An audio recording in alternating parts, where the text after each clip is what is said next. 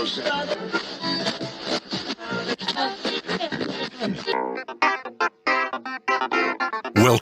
to the John Freakin Muir Pod. Lace up those boots and sling on the pack for a romp through trails, short and long. With your host and Renaissance man, Doc. It's time to embrace the suck.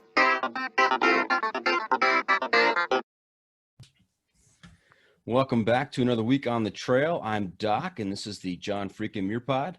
Let's start off with a reminder. If you are enjoying the podcast, take just a minute and leave us a review on Apple Podcasts.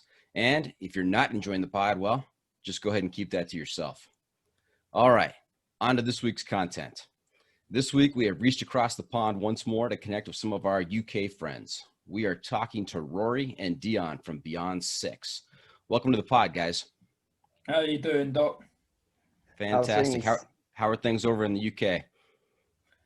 Yeah, it's cool. We're still kind of in lockdown with COVID, so nobody can really kind of get out and do what they want to do. But it's all about kind of adapting to these times, really, and doing what you can to kind of, if anything, stay sane. Really, it's tricky times. Yeah, it's pretty tough. I hear. I was talking to another friend of mine over there for a past episode just recently, and he was talking about even being able to go out and get outside and do exercise and hike and camp and all of that. It's kind of on lockdown right now for you guys. Yeah, for us, it's we love traveling up to Wales and stuff because we're more south of England. And it's been difficult not being able to go out to the big hills. We've been seeing little Surrey hills at the moment, but it's all the same as long as you're getting your sanity, as Rory said. That's the main thing. Yeah. Yeah. So you guys are in the south of England. Where specifically? So it's a large part called, sorry, John. It's a large kind of area called Surrey. It's huge, but we've got a park going across it, a national park called the South Downs. So it's a great area to kind of get out and get your hills and get your fitness and training in. It's just, yeah, it's a lovely place. It's a really nice place. And both of you are down in Surrey? Yes. Okay. And I might take from Dion's comments earlier that the higher hills are further north. It's kind of a lower terrain where you guys are. Yeah, only because I say you go up to Wales or Scotland even, and it reminds you of sceneries of like Lord of the Rings and stuff like that. It's quite phenomenal. You get the same in Surrey, but it's you see roads still. You can see civilization still, shall we say, where sometimes you kind of want to be out in the wilderness and do your own little off-beaten track scenarios. But yeah, it's all the same. It works. Okay. And have you guys had a lot of experience with, say, wild camping and through hiking, backpacking? I'll let Rory answer that one. Okay. So yeah, we've been out a few times. We kind of just do it kind of in our own time. We do go off, but there's a lot of places you're not really allowed to camp. It's against the law. I mean, it's called wild camping for a reason, I suppose. But yeah, we've done a few. We kind of keep it a bit quiet now, but it's great. I mean, we're going to start in the future once kind of lockdown finishes and stuff. We will be putting on events for people to kind of get involved with. And go to places where we can, and we'll probably make it. Well, we're going to make it a more of like a bit of a well-being. We'll get some training involved, but more of like a kind of chat, a drink, food, and have a bit of like a community kind of based event. But there'll be some coming for people to kind of get involved with. I can't wait, Doc. I really can't. It's like I said, it's just so hard staying indoors for so long. So our time will come eventually. Yes, I hope I didn't put you guys in a bad spot by having you admit to wild camping. I don't want a constable honestly knocking on your door. That's why Dion passed it on to me. He's more articulate. Let's just put it that way. Very good, very good. Yeah, how's the vaccination process going over there? happening. There's a few. I think they've shipped over. I think the last number was 3 million or something like that. Vaccination doses. It's for me personally. It's hit a point now where if you keep watching it, it's on the news all day, every day. If you keep watching it, it kind of dents you a little bit, as in it gets you down a bit. Sure. It's just hot. It's just not a nice thing going on. So I personally tend to try and stay away from the news as much as I can. You have to kind of go on to keep up to date with what's allowed and what's not. But I'm not really sure. I mean, I'm hoping the numbers are getting better. Obviously, so many people are being affected by it with either death or being ill. I mean, I had it in my house. My eldest daughter had it. It's just not nice. It's just not nice. Yeah. All right. Well, hey, I'm going to ask you about what I think is probably a uniquely American phenomena, but maybe it applies to you guys. I'm not sure. So Doc is not my real name. It's my trail name. Have you guys heard of trail names? And if so, do you have trail names? You specifically? Right. So I spoke to Dion about this before, because I've started listening to the podcast, Doc, and I thought, you know what, let me just see what it's all about. And I've really enjoyed it, by the way. Great job. And I listened to PJ, who you had, Peach. He actually come on one of the events, which was Dion's personal event, and he joined in. So we've met Peach. No way. Really? Yeah. He come on that is cool. All right. So Shout out to PJ. Yeah, exactly that. Shout out. So we've met PJ, lovely guy, and he's a real machine when it comes to kind of getting out and getting the mileage in. So trail names beyond 6. When we go out, we like the series Vikings, and we've got our own kind of Viking name. So I don't know whether this applies to the trail name or not, but me personally, I've kind of got the trail name Floki, which is one of the Vikings on the show. So I've kind of got that name. Everyone knows me, and they'll say Floki. Okay. Yeah. What are the traits or characteristics of Floki on Vikings? So he's tall. He's slim. He's a bit of a wanderer, and he's kind of in his own mind, in his own headspace a lot of the time. So that might give you a bit of an insight of me. Okay. But yeah, so I don't know whether that applies or not, if that's a legit trail name. But has Dion got one? I don't think so yet. I haven't been fortunate yet, but we're going to work on it. We've said now each time we have a new event, we're going to assign people, the newcomers, to kind of give us that name from a first appearance kind of aspect. So, and then we just stick with that. Yeah, we'll see how it goes. Nice. Now, Floki, you said that you have listened to the podcast, and so you are familiar with one of our regular features on the pod, which is the Pro Tip Insight of the Week. Mm-hmm. That's where we're going to get to the end of the episode. I'm going to turn to you guys. I'm going to say, hey, guys, what is your Pro Tip Insight of the Week? What tip, what trick can you share with our listeners to make their next adventure that much more epic? So don't be surprised when that comes up. Ready for it. Okay. Very good. We have another feature that we've been doing this season, and it's called the Must Bring Gear Review.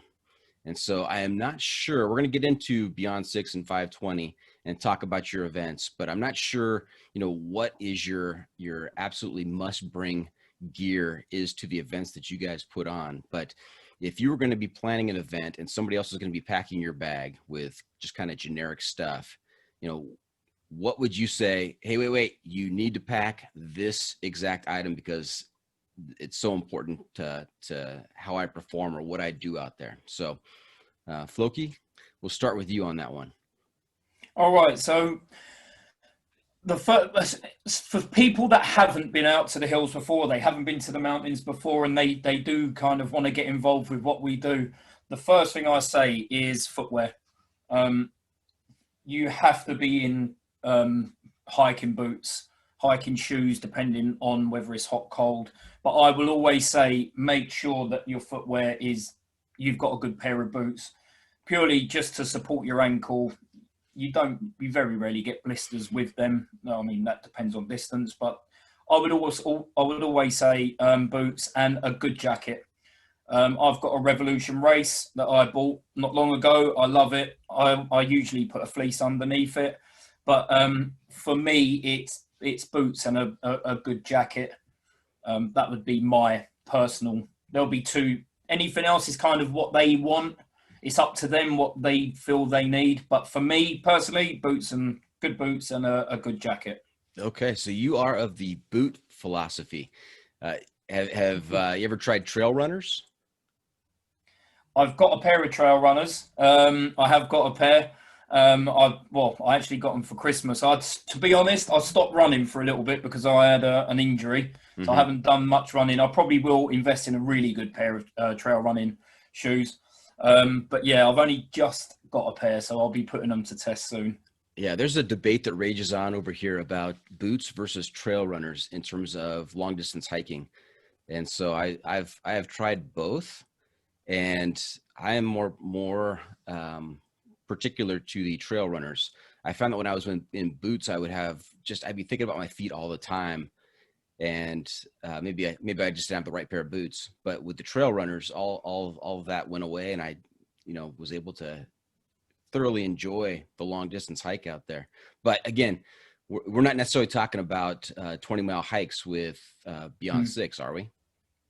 I would always say boots, Doc. Yeah. I Okay. would always say boots, whether it's longer or shorter. I mean, if we're talking 50 kilometers plus, then I would probably, depending on what the event is, I'll take both. But for me, if you can get a pair of good boots with good soles at the bottom, and you've got they're light, waterproof, I would always go for them, just purely for my holding my feet together. And what is your go-to brand of boots? Solomon. Okay. I've got a pair now, and to be honest, I don't think I would probably ever change. I mean, these boots for me are just perfect. I've actually even run in them before, just again for support. I'm a boot man. Okay, very good. Boot man, tried and true. How about you, Dion? What's your must bring piece of gear? So I would say my must bring is my Garmin watch. You can't go wrong with the watch. But I kind of like the argument and the debate you guys were having in regards to boots and trial shoes. So I'm in love with Solomon trial shoes. I've got a pair of Speedcross 5s, and they've treated me well. They're made well, and they're robust in regards to the materials they're made out of and everything else. It's probably because I live my life in boots due to working in the military and stuff. You tend to get sick of boots. As much as I agree with Rory, it depends on how disciplined you are at walking, running, and the terrain you're going on. Because we've experienced a lot of people come along when we tell them come with boots, and they'll bring trainers, and then they'll shortly after discover why we said boots. And it's because of the terrain we walk on isn't just concrete and even ground. It's arduous on the feet and everything else. So ankle support is crucial, and that's mainly why I say boots will always take you the furthest. But I do agree they're not easy on the foot, especially if you don't break them in. But going back to the equipment question, so my Garmin watch definitely, and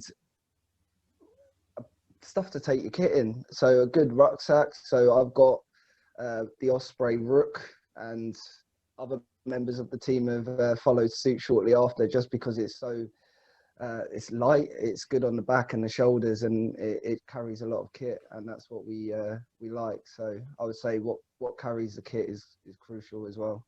Yeah, Osprey packs are very popular over here. I get a lot of that from our guests. I'm interested in asking what type of Garmin watch do you have? Which model? Because I just got a Garmin and I'm in love with it. It is fantastic. Yeah. I have the So, Garmin Instinct. Yeah, that's what I got. oh, so at the moment, currently, I've got the Garmin Fenix 5. I just got it before the 6 came out, so that was a kicker because a lot of people have got the 6 and they told me it's really good. But the 5 is awesome and it hasn't let me down either way. So yeah, definitely approve. Very good, very good.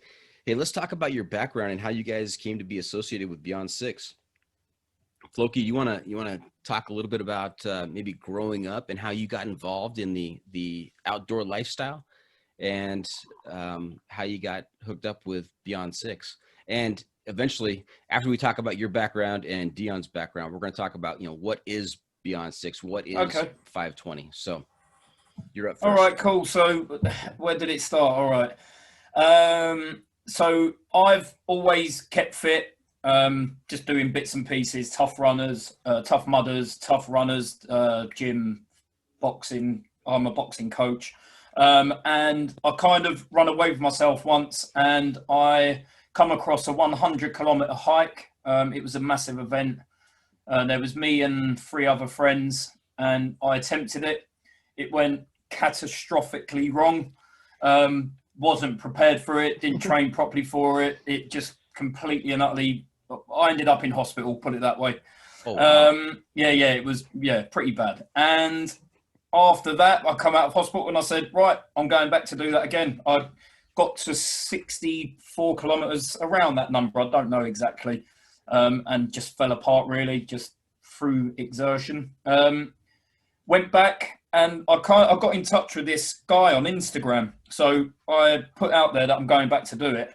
And I come across a guy called Husey, who was basically documenting his life through his kind of what he's doing, going out to the mountains and just for himself really. And he said out the blue, he's going to do the next one with me. He'll help me through it. I said, thank you very much. That'll be nice. Again, I hadn't met him by then. We eventually went to South Wales and done the fan dance, which is a well-known route, which is really hard. It's military there's a military run through it that you have to do in a certain time with a certain weight. And I met him there. We got chatting, become really, really, really close friends. And he kind of, again, like Dion said, he's got a bit of a mastermind. It runs, and he comes up with great ideas. And he come up with this idea of that, because he obviously is going to be doing it with me. A military term being, I've got your 6. He's going to go beyond 6 to do it with me. We done it again. We finished it. And yeah, that was it really. That was kind of the small golf ball on its way to rolling forward. Right. Now this I'm going to go back a little bit to this 100-kilometer hike that went fantastically wrong. Was this it wasn't just a hike then? It's not a hike where you kind of go your own pace and you start on a Tuesday and you finish on a Thursday or whatever. This is actually an event or a kind of a race where you had to meet a minimum time. Yeah, so the minimum time, it was a 30-hour time limit. So there's 4 of you walk it and you have one person being the support crew, but everyone we asked or everyone we kind of said, can you do it? They all said no, or they just didn't want to really, because it was going to be a bit of a slog, because you have to meet every 10 kilometers. There's like a checkpoint with water, food, they're there with all of your equipment, toilets, everything's at each checkpoint. And we didn't have that. So we had to carry all of our stuff, going back to the boots and the trainers. We had to carry both, all of our clothes, food, water, Cokes, you name it, we carried it. And I wasn't fit enough for that type of event. any other event, if you put me in a 10K run and said run it as fast as you can, I'll do it. But my body just wasn't accustomed to that type of distance with that weight. And it just, I could have stopped at 50, but with my kind of brain, I pushed as far as I can go, and it just got me. It completely got me, and I've been very open. If anyone's followed or they want to follow, it's all on the page. I've been really open about it and said I was embarrassed. I felt down. I emotionally just got really beaten by it because everything else I've done it really well and kind of achieved everything I put myself. So it was my first. I'm going to call it a defeat. It was my first defeat, and it didn't feel good. So, which is why we went back. #redemption, which is what we named it. So, yeah, it was bad. It wasn't a nice time for me, but the boys were all there to kind of pull me back together eventually once I got to meet them all, and Beyond Six got together. It was like we've got a little family going now. So, yeah. Right. So you lost that battle, but you have not lost the war. Not at all. There's way more. I mean, there's going to be even bigger battles to win. There'll be even bigger ones, Doc. That's right. Even bigger. And I'm looking forward to it. And what was your friend's name again that had your 6, that went beyond 6? So Husey, he's the founder. Yeah, so he's the one that come up with the idea, the name. But the event kind of is it's where me and Husey met. So I don't know whether Beyond Six would have been a thing if we never met. I mean, who knows? Right. And how did he get you through that event? How did he go beyond 6 to make sure that you finished? Well, it wasn't just me and him. It was kind of the team of 4 that we had. So we obviously got to know each other and we started talking, and I found out he's actually ex-operational personnel. So he had a good background. He just got the right mentality for it. He kind of knew how to do it. He was making fun of me. He was telling jokes. He was telling stories. He was kind of my point man. I wanted him to keep being in front of me. And Dion was there with me. He done it. He was part of the next 100K. I wanted them guys in front of me. So I always had a target. Even though it got to a point my legs were really hurting, I just needed people to be in front of me to just give me that, right, I need to get there. I need to get there. I need to get, even if it was 10 meters or 5 meters, I just needed that little bit of distance in front to just give me that, keep going, keep going, keep going, keep going. And we did have a laugh with it this time. I didn't find it as grueling because I was obviously fitter and there was more people there. There was 6 of us on that, Dion. Yeah, roughly. Yeah, from what I can remember. So yeah, Dion was a part of it as well. It was hard. It was hard, and now I've got to go back for my redemption. So the joys of Beyond Six. Yeah. Nice. Now you said Husey was ex-operational. Does that mean like special forces? Yeah, he's got a military background. Yeah. He keeps that pretty to himself, but yeah, he's got a military background. Yeah, and do the 2 of you have military background as well? Not me, but Dion has. Okay. Yeah, I've currently served in the British military, British Army, for 6 years and still counting. So, yeah. Okay. And Floki, did you grow up in Surrey or another part of England? I was in London at the beginning. So again, which is probably why there wasn't that many hills. There's no hills in London. I mean, I used to run. I used to run along the river and try and keep it kind of as nice as I could. But once I've been in Surrey now for 2 years, and it's amazing out here. I mean, it's greener. The air's probably, I'd like to think, it's a bit cleaner as well. And again, closer to the hills. Okay. Very good.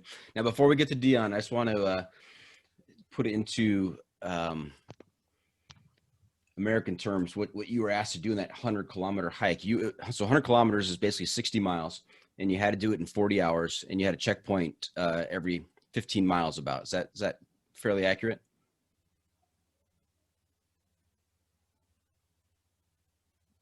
I'll answer. He's gone. So yeah, it's around the 60 mile mark. Mm-hmm. Beyond Six actually planned it all out. We put the route together. We didn't do it through a company. We done it ourselves. So we had one of the team members meeting up at each checkpoint. He carried everything. And yeah, we just kind of pulled together. I mean, if Dion's back, I'll let him kind of do the rest. Oh, there you are. Say again, sorry. Yeah, I was just going over the format of the race and putting it into, miles instead of kilometers, and talking about the checkpoints, because it reminded me of a race that is I think it's worldwide famous now. It started off pretty small, but if you guys haven't seen it or heard about this, I would encourage you to check it out. It's called the Barkley Marathons. Have you heard of that? Oh, nope. Okay. I heard of the podcast you talking about it the other day. Yeah. So my listeners know that if the idea ever gets into my mind in conversation on the podcast, I'm going to talk about it. So the Barkley Marathons, just for you guys, it's this race in Tennessee. It's a trail race, and similar, they have a cutoff time. The cutoff time is 60 hours, and you have to do 5 loops. It's the same loop, and it's in this national park, and it's not on any kind of trail. There's a lot of navigating that you have to do, and there are checkpoints along the way.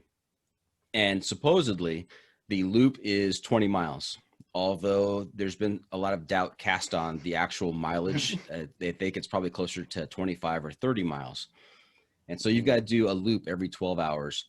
And in the past, the creator and organizer of the race, he'll have you start out clockwise, and when you come back, you'll go counterclockwise, and then until you get to the last loop. And then whoever comes in first on the last loop, to start the last loop, he or she decides which direction, and then it's alternating for every competitor after that. So if you had been doing it with a buddy, right, like sounds great, Loki, what you were talking about, having somebody in front of you and kind of doing a team effort, that all goes out the window on loop 5 because you have to go the opposite direction. And also because it's about every 12 hours, you're doing loops, you're doing that same loop. You would think, oh, this is easy, I'm just doing the loop again. But no, you're doing it in daytime, you're doing it at nighttime, you're doing it in different directions. It is absolutely bonkers. And there are you gonna do it? No way. No. I had Mike, season 2, episode 1 of the podcast. I had Mike Wardian on, who was this ultra marathoner who did 7 marathons on 7 continents in 7 consecutive days. I mean, that tells you the kind of fitness level on this guy. And he did the Barkley, he entered into the Barkley marathons twice and failed to complete a single loop within the time limit. So that kind of gives you the background on what kind of fitness level and navigational skills you need to be successful out there. Well, you've got to be ready for it, Doc. You've got to, if you're putting, it's like I said, even after the second time redemption, you've got to train for that type of race. If you're not, you've got to, if you're going to set that goal of, I'm going to do, let's just say a 200 kilometer, you need to respect the distance and respect the goal. You can't just say, oh, I'm going to do that. It just won't work. It will go wrong. I can guarantee it will go wrong. If you're training for it, you got more chance of doing it. But again, I was ready that second time round, and obviously had Dion and Hughesy, Rishi. We had Mick there as well. Matty was the driver. We had a good team of people that were ready for it, which is why we done it. It was tough. Dion can tell you, he was there. Dion. Yeah, Dion, let's hear your background and how you got involved in the outdoor adventuring. So I've always kind of had an adventurous trait to me. I didn't really figure it out until I joined the military. That's when I kind of learned to love the outdoors and camping and I've always liked getting dirty and rolling around in mud as you do as a kid growing up, but it kind of got scrubbed out when I started to go into adulthood and all the rest of it. So when I went into the army, it kind of made me realize what my passions like, where my passions lied, and all the rest of it. Then really it was about just hiking, walking, I didn't really like running. I still don't. I force myself out the door, but yeah, you get it done. But yeah, military just kind of made me realize who I wanted to be and what I wanted to do. Over time, it took about 5 years until I started getting complacent, and not. It was a lot of factors really. It was my complacency in the military, and it was seeing a lot of people who's done tours and stuff like that. Fortunately, I haven't done a tour. I've done a lot of overseas exercises and stuff like that, but no tours under my belt.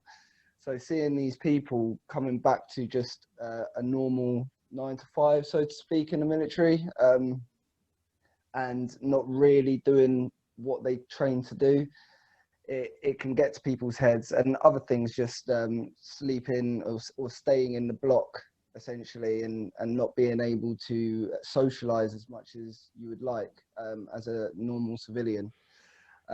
It kind of it gets to people. When I started to see this, I got to a new posting of mine, and within a month 2 people tried to commit suicide.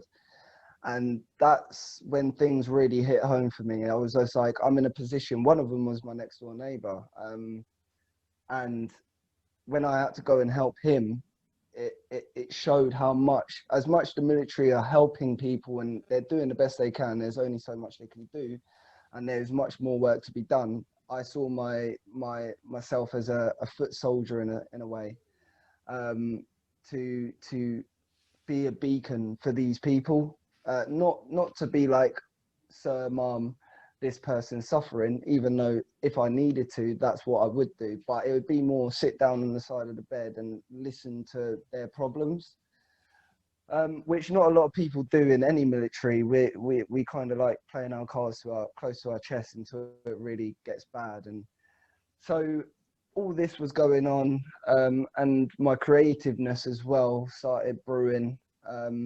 I used to be a barista beforehand, joining the military, and my love for coffee grew, and my creativeness as well.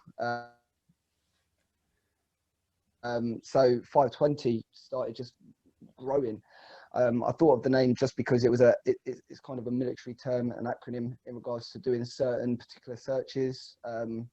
When you're clearing the ground for IEDs or other of means of destroying human life, and I really liked the acronym, and being able to bridge the military and the civilian world to the acronym.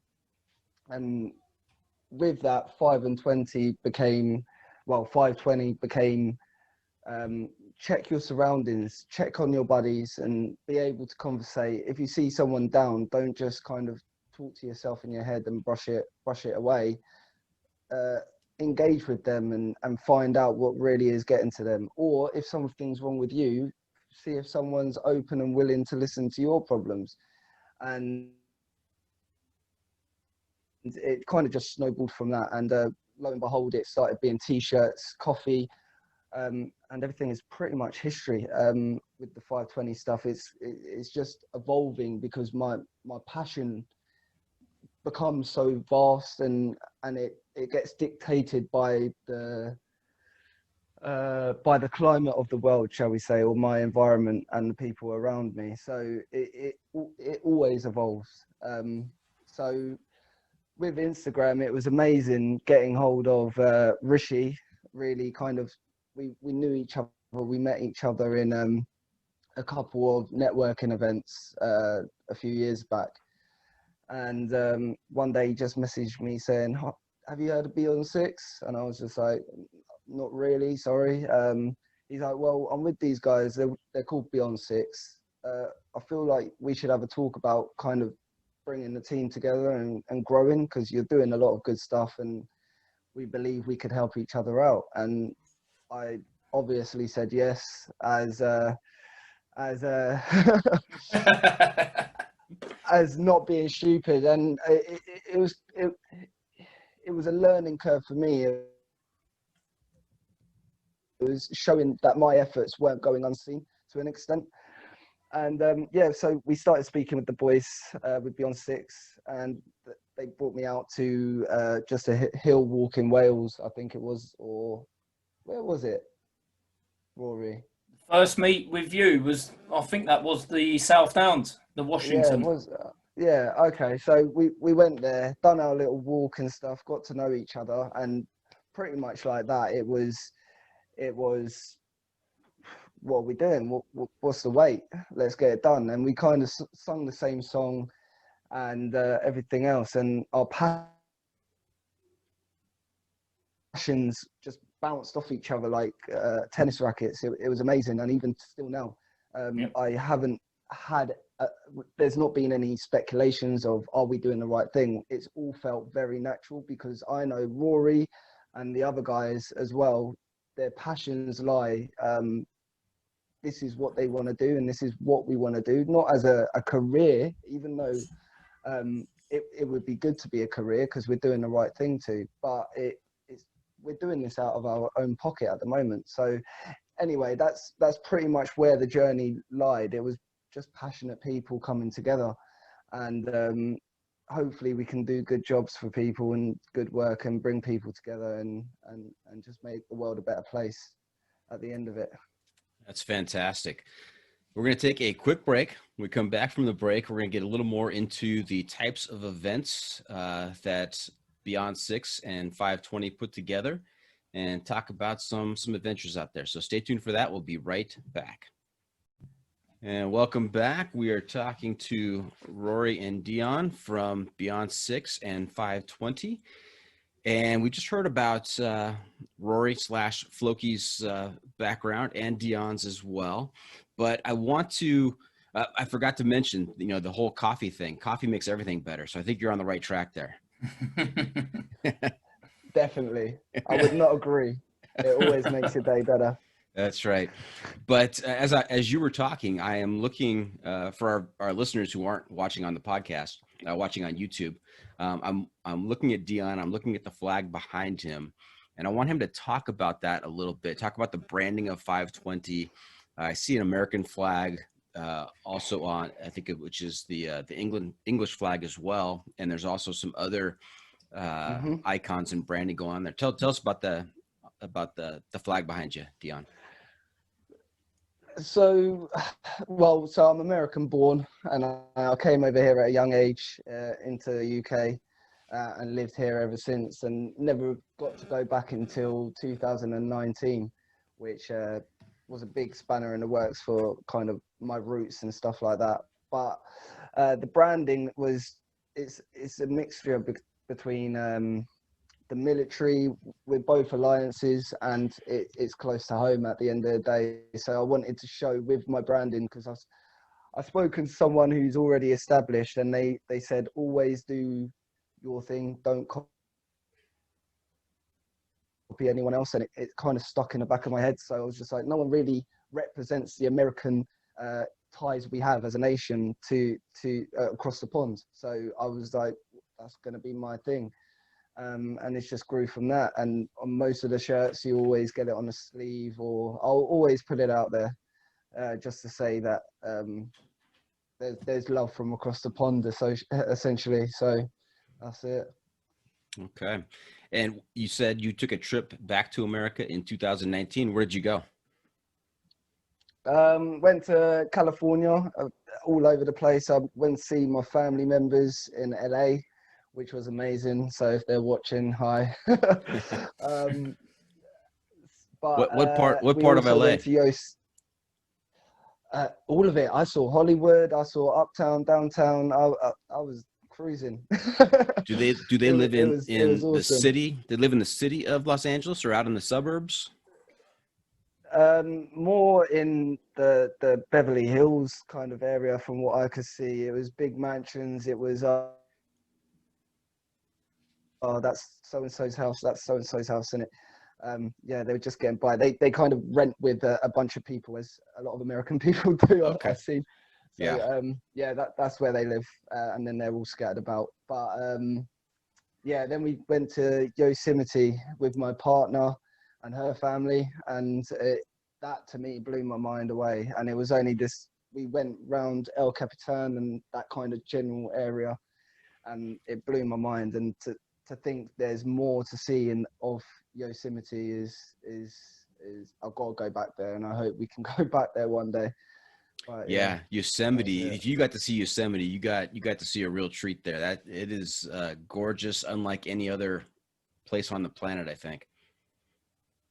Definitely. And you guys know that this is the John Freakin Muir Pod, and it kind of, the naming of the podcast kind of arose from my passion with the John Muir Trail. And so the John Muir Trail, the northern terminus is in Yosemite, and the southern terminus is 211 miles further south on the top of Mount Whitney, which is the highest mountain in the lower 48 at 14,505 feet. So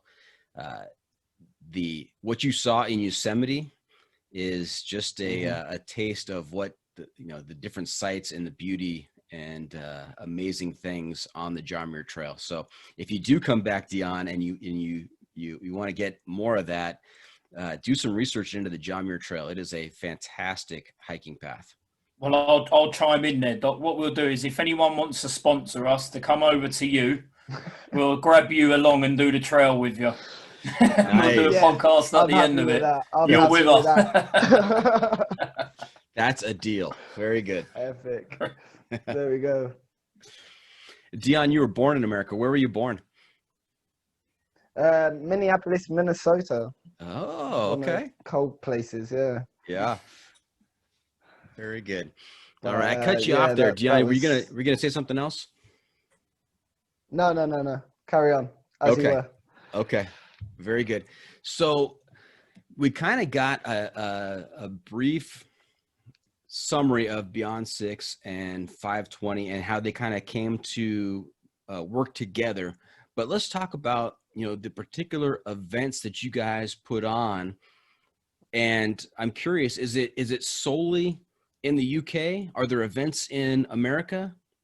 And let's talk about what types of events you guys put on and what is the purpose? So the types of events at the moment, it stems from doing Instagram meets. So people in the community, the followers, everyone who knows about Beyond 6, they would follow, and they would just get a notification or on the stories that we're doing a meet. Come along if you can, and then we'll just ask for a few details just to make sure that we've got some safety precautions in place and stuff like that for them. But it'll be free to come along, put on your hiking shoes or your trailer shoes and come meet us and go out on the hills and just have a good time, have a general chit chat, get to know the community, and yeah, do awesome hikes with awesome people and go from there. It's kind of evolving now into, I don't want to use the word boot camps, but those kind of type of events as well, where we'll put everyone's training, what we've learned from our experiences, fitness-wise and everything else. We'll put it into type of scenarios and get people doing some arduous fitness activities. Not only that, we help people with their challenges. So, for instance,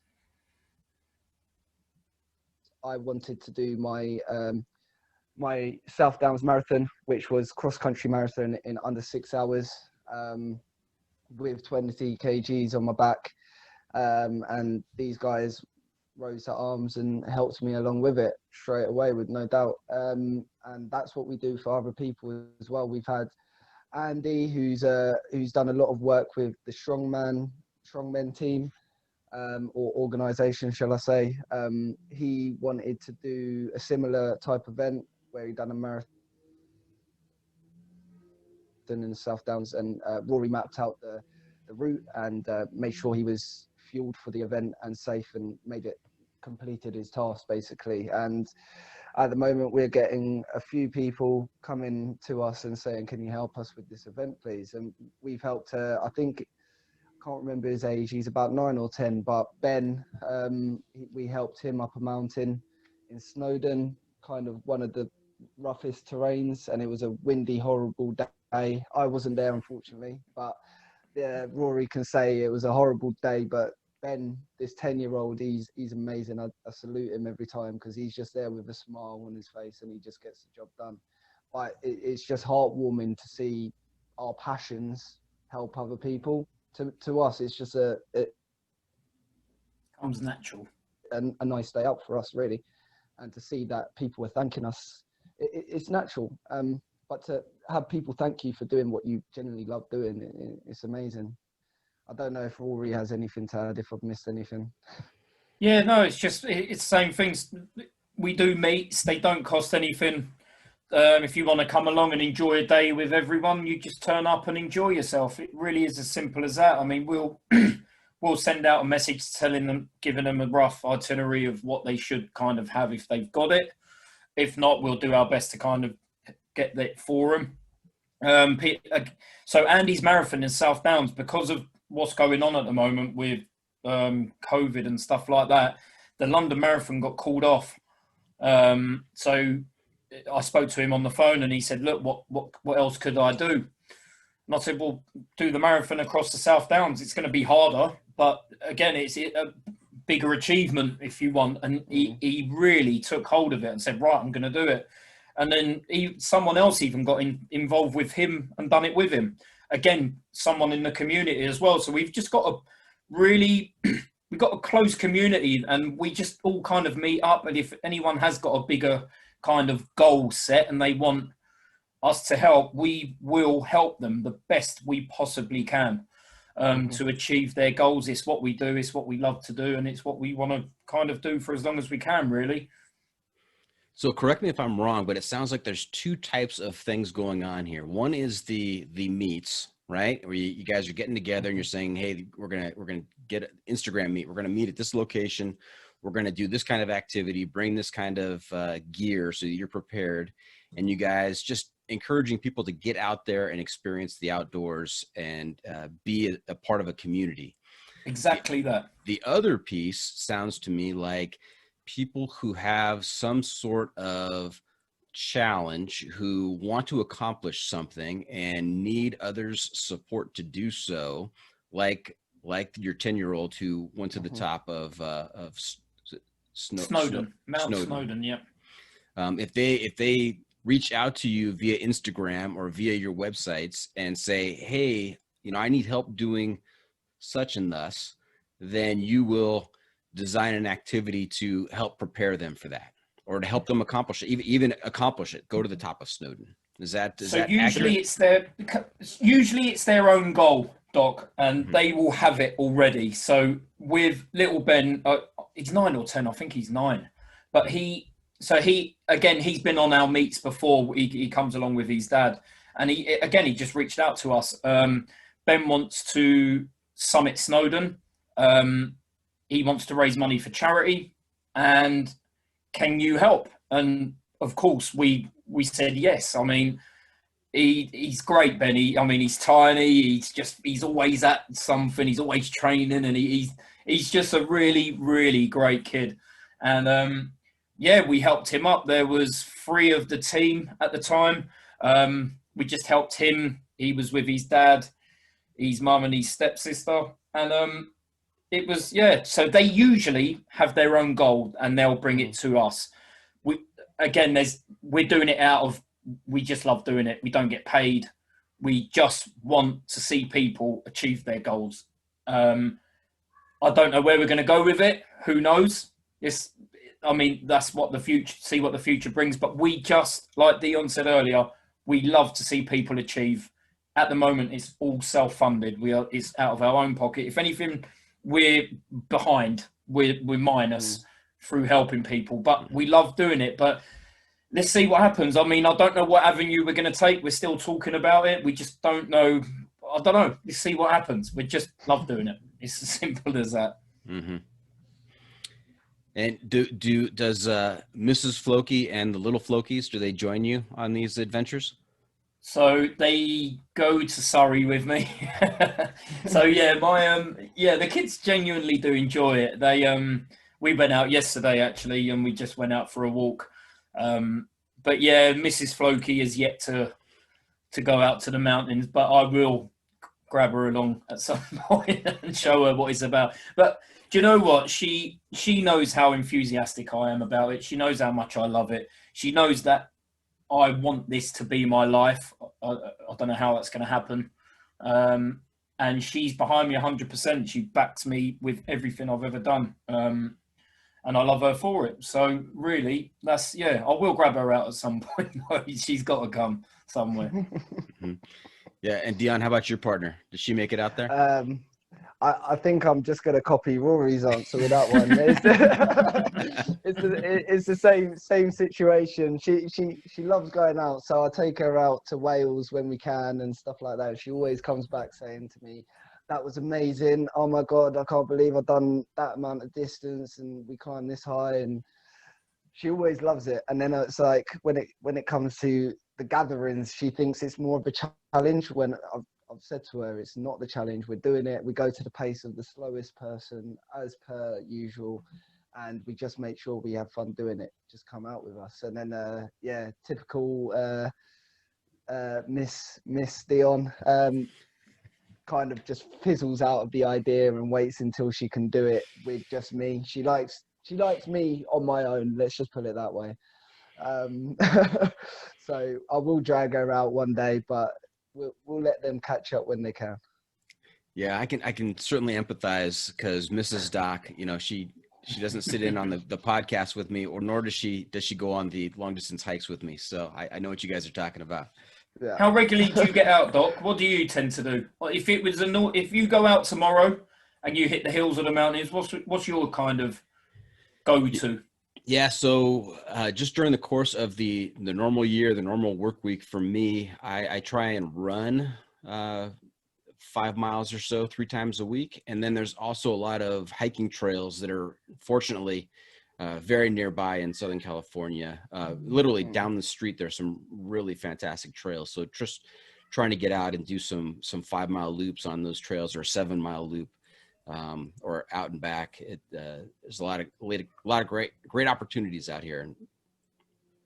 Yeah, I bet. But I also try to mix in during the summer when I have a little more time, more of a long distance hike. And so I've sectioned hiked the John Muir Trail.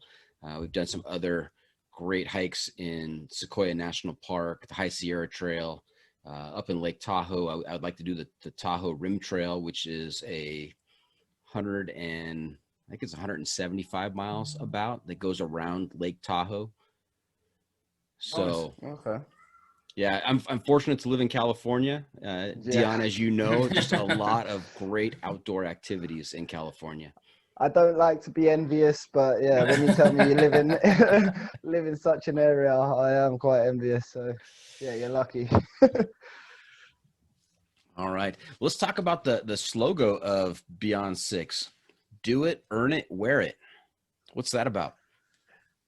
Go on. Go. Okay, so it came from the bands we kind of not hand out. You have to earn it, and it came just from people turning up to an event, coming around with us, just as a little reward to you and make you feel like you have achieved something. Because some people, it just goes over their head and they carry on with their days.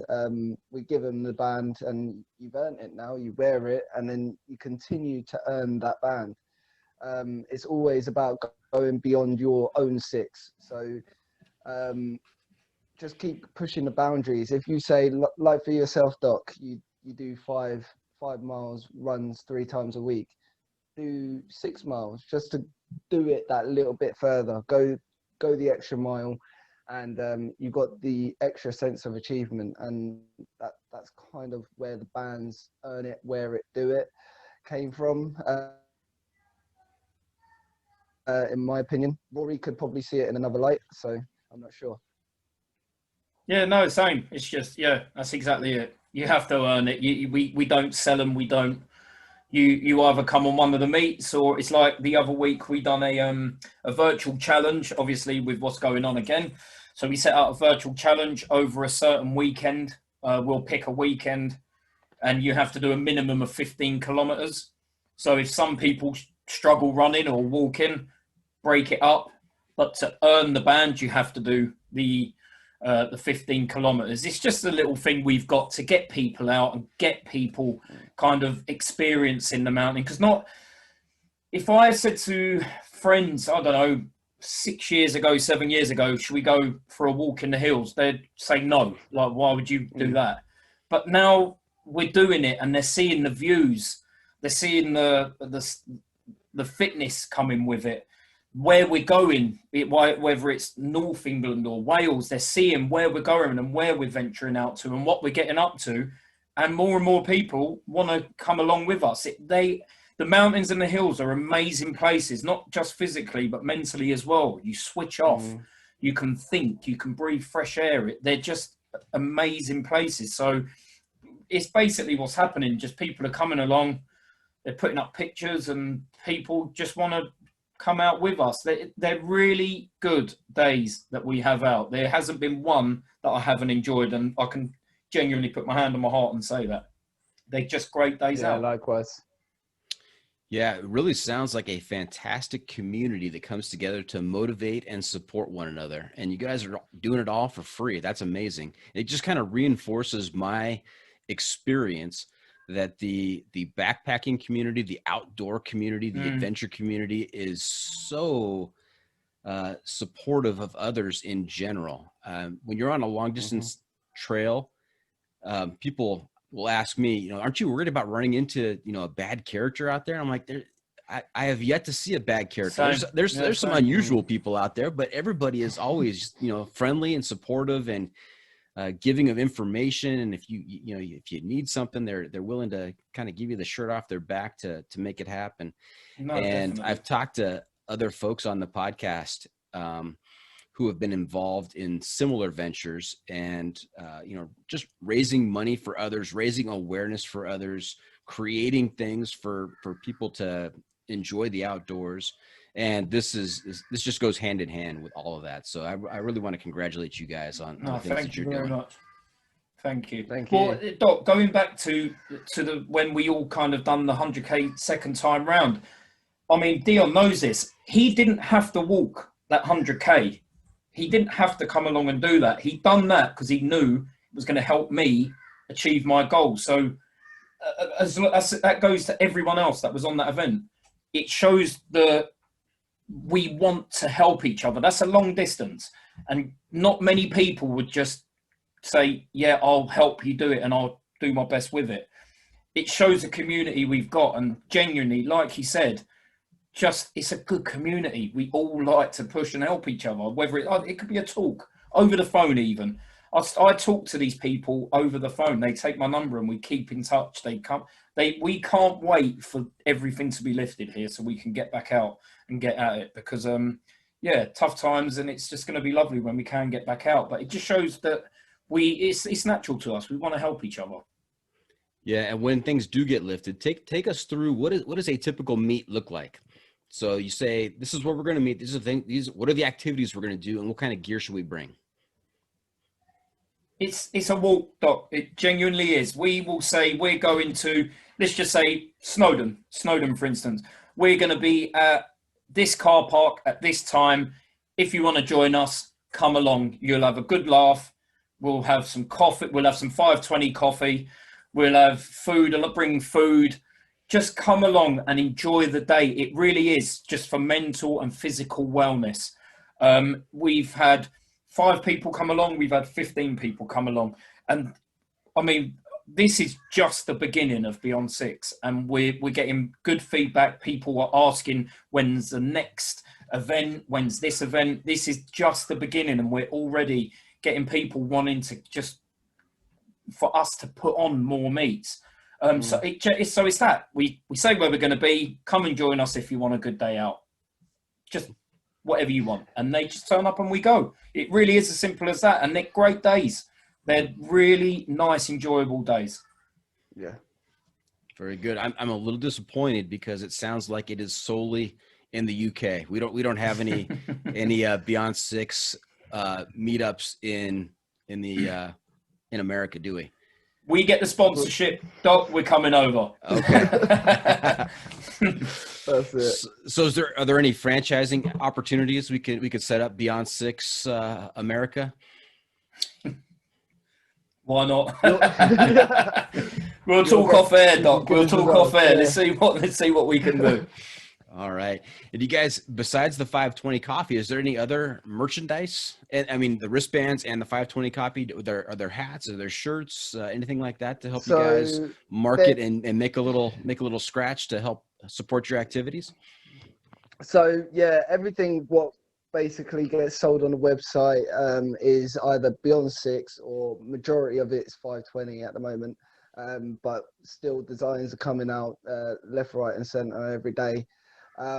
So yeah, we've got t-shirts, we've got hats, and stickers, little bits and bobs where you might want to stick it on your flask or something like that, or just represent the brand, which has a good sense of purpose and a direction. You never know what's around the corner. We like I said, we evolve to the climate and see what the supply and demand is, in a sense. But everything what gets put back into the company goes straight back out into the company again. We don't, like we said, we don't earn from it. We're quite behind, just because we want our efforts to show rather than what the business makes at the end of the day. As much as we would like to make a living off this, and if possible do it as a passion, and stop with the 9-to-5 stuff, but we'll see. It's all on the supply and demand, really, and how much people want us to help them. Okay. Now, what you have future events? I mean, it's tough to plan for the future because of where we are right now, but what kinds of things would you like to do with Beyond Six, 520? What future events would you like to do for folks out there? So I think the meets are once it lifts, the meets are gonna be every single month. Once a month, we will give a destination where we're gonna go.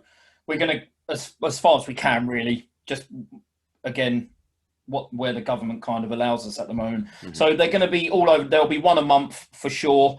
And I've got a 2021 calendar up there, and I'm trying to put dates on it, but we just don't know what's going to happen yet. So we have got, as well as our own, because the team will always have a challenge for ourselves. Again, we'll make it an event so people can come over and kind of push us on and help out and, get involved with it to just kind of push us on. So we all have our own kind of goals set. But again, we've got the Yorkshire Free Peaks, which is 3 peaks in Yorkshire.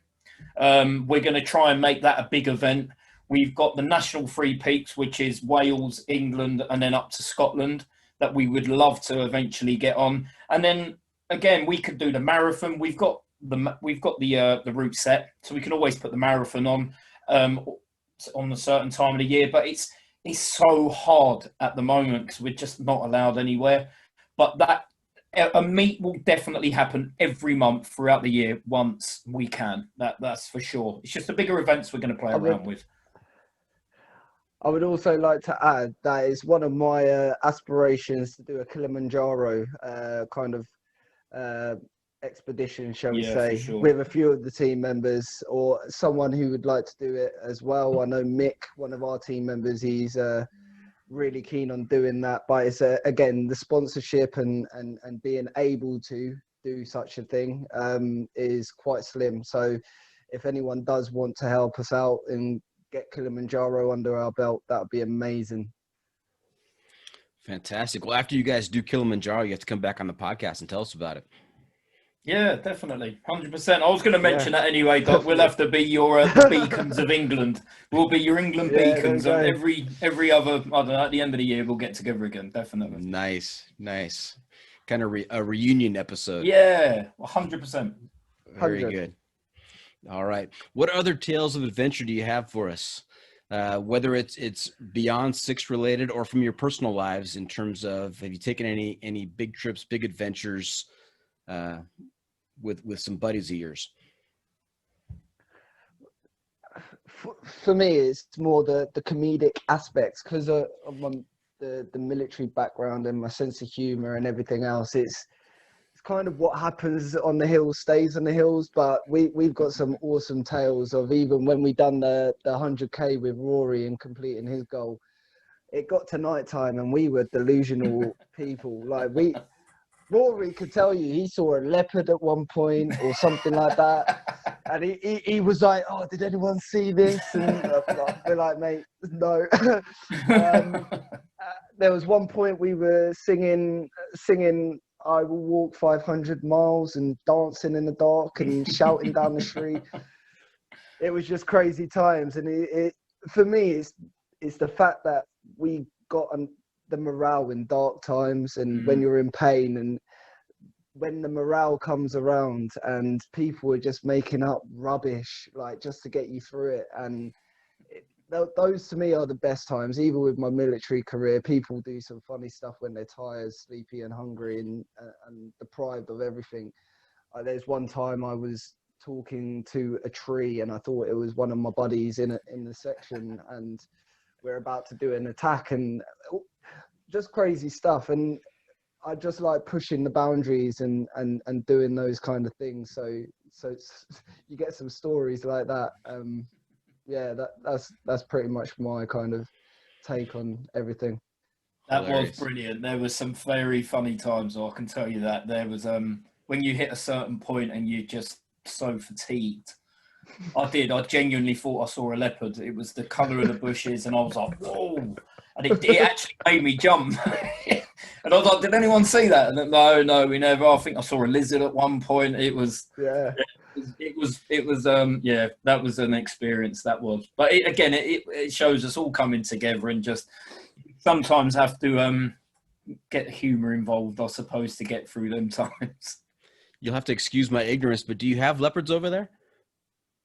No. Not from what I know. Not from what I know, no. I think it was the colour of the leaves, Doc, when I looked down, it was like a rustle, and because it was getting dark, it was a rustle, and it was like brown and light brown leaves, and it was like a real, it must have been a rabbit or something that run through, and it just made the sound, and the first thing was like leopard, and I shouldn't have said anything, but it was very, very funny, very funny. Very good. Hey guys, you know where we are? As in? We are at that time of the episode where I ask you for your pro tip insight of the week. Each of you gets to share with our listeners a little tidbit, a little piece of advice that's going to help make their adventure that much more epic. So, Floki, let's start with you. What's your pro tip insight of the week for our listeners? This might sound silly to some people. I would always say, lessons learned really, I would always have a whistle, purely for safety. I wish I had one at some point in the early days, because things went a little bit skew whiff, as we say. And the first thing I thought was I should have bought a whistle. Again, lesson learned. Nothing happened. It was perfectly fine. But I hit a point where it was a bit scary, and I wish I had that. So I would say, even if you're going out for a small hike, just have a whistle just in case, because you never know what's going to happen. Very good. I also hear that leopards are scared of whistles. So. Oh, there you go. Even better. So yeah, a whistle. That's my that'll be my pro tip. That's a good one. That's good. How about you, Dion? For me, it's more about your mental mind frame and keeping yourself out of your comfort zone. And it's do it or don't do it. Don't give yourself a maybe. Like, there's no need for it. Even like New Year's resolutions, I've never agreed with them because they put a date or a delay on what you're already thinking. So if you're thinking, I'm going to do this challenge or I'm going to go do this, and just do it. There shouldn't be a debate with yourself to do such a thing. Just go out there and do it. Be out your comfort zone and enjoy the moment. That's a very Yoda-like piece of advice right there. I don't know if you watch Star Wars, but Yoda said, do or don't do. There is no try. Well, we with Husey, our founder, shall we say, he always used to say it and still does, and it's always stuck with us. And then he remembered it. It's from Star Wars, but he thought it was his own kind of his own theory. So yeah. I've got another tip for you as well, Doc. Okay. Always take stones out of your shoes before you walk. That is a great piece of advice. Yes. Yeah, That could have been that was Flunky himself. That could have been the problem with my boots. I just didn't take the rocks out first. So very good. Yeah. All right. So there you have it. That's it. Season 2, episode 14 is in the books. I hope our listeners enjoyed our time with Rory and Dion, and I want to thank them for joining us this week. Guys, how can our listeners keep up with you on social media, and where can they find updates on your latest adventures? So we have a Beyond 6 Instagram page at the moment. That's our only handle. Again, we're kind of early days of it, but Beyond 6 on Instagram is where you're going to get us. I'll let Dion talk about 520. So again, Instagram, just type in the number 5 and then the word 20 and then underscore, you'll find us there.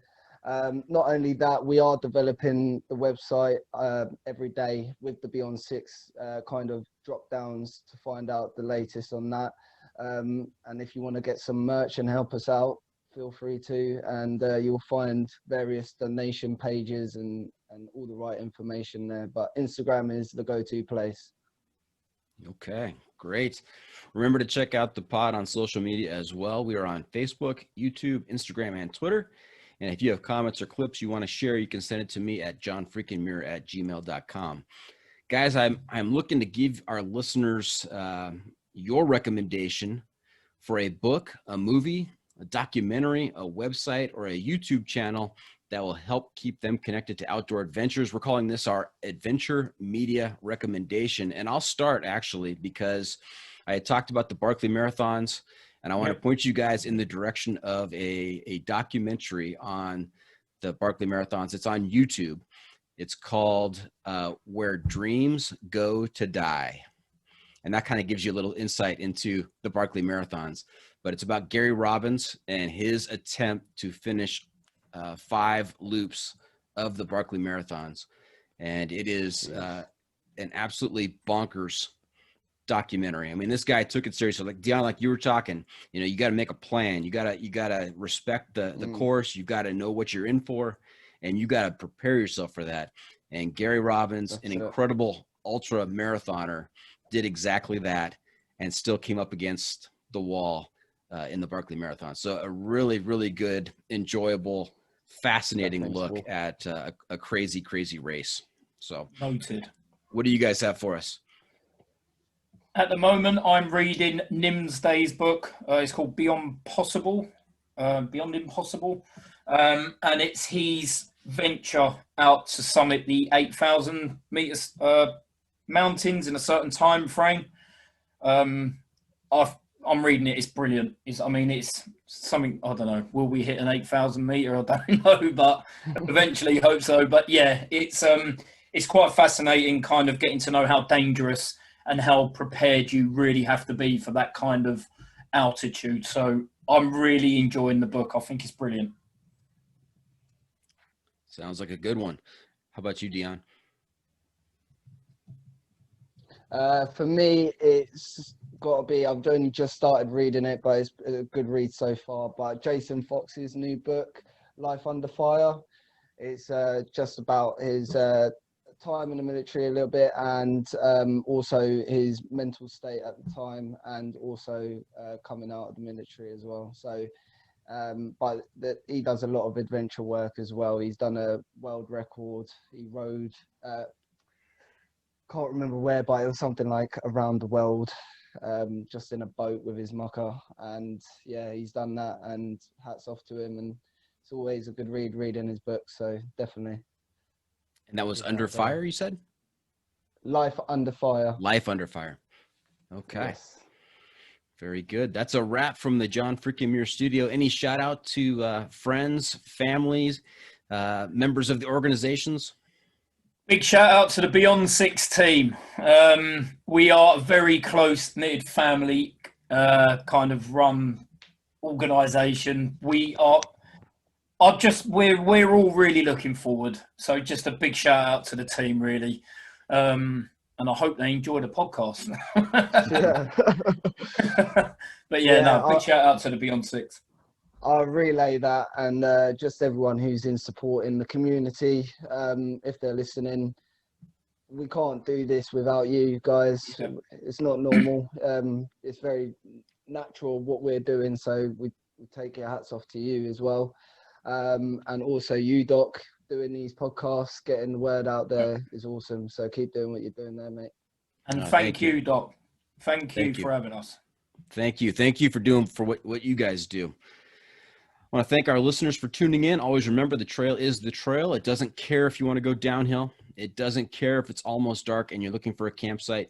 It doesn't even care if it's the middle of the night and there's a leopard in the bush next to you. The trail is the trail. Embrace the suck. That's it.